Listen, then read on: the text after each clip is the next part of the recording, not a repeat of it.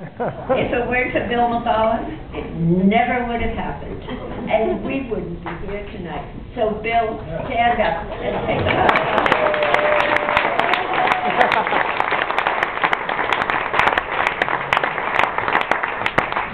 And then after 6 years, with 3 babies, we went to Libya. They were 1, 3, and 4.5. Dick was 3.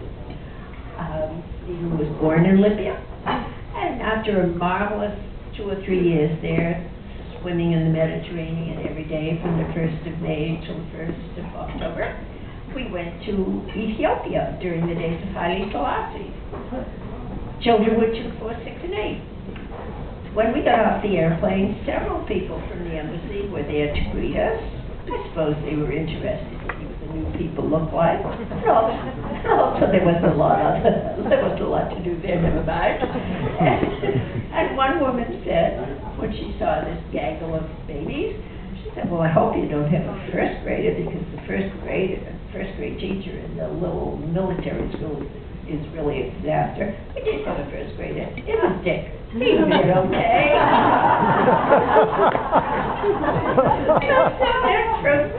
From Ethiopia, we used to see Haile Selassie being driven in his Rolls Royce, not with an entourage, every day the light blinking. When we'd see him, we'd have to pull over to the road, get out of the car and bow. Okay. Then we had a Washington assignment. That's the kiss of death if you're a diplomat. Because when you're overseas, at least you get a free hug. And when you're in the State Department, you know, you're really poor. You work for the government, a little bit like the mailman. And so there we are in Washington. And the first year we were there, we rented a house in Cotuit on the Cape, and Dick wanted to buy. And so when we went up to this house, I said to him, Richard, number 1, we don't have the money. Number 2, it's not on the water. Number 3, you don't own a screwdriver. And that house was built in 1835. I still own that house.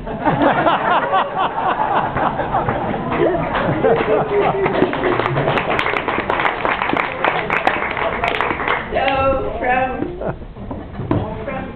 Washington, we went to Ghana, at which point we sent Dick up to Andover as a 9th grader, and Abbott.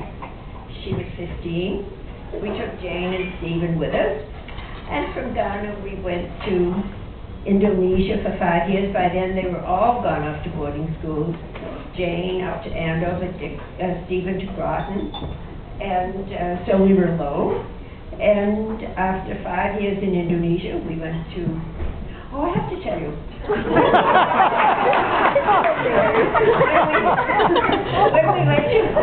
When we arrived in Indonesia, I had a telegram from Dick saying he got into Harvard and Yale. And I had nobody to tell. I had nobody to go and say, oh, guess what, Dick got into Harvard. From Indonesia, 5 years, 5 wonderful years, then we went to Pakistan, and then to Italy for 8.5 years. And weren't we lucky? And so after 8.5 years there, then we went to New York City. And we bought Dick's apartment, and Dick and Lisa bought a bigger one in the same building. Now, it should have been the other way around, don't you think? But weren't we lucky? And if it weren't for Bill McCollum, it never would have happened.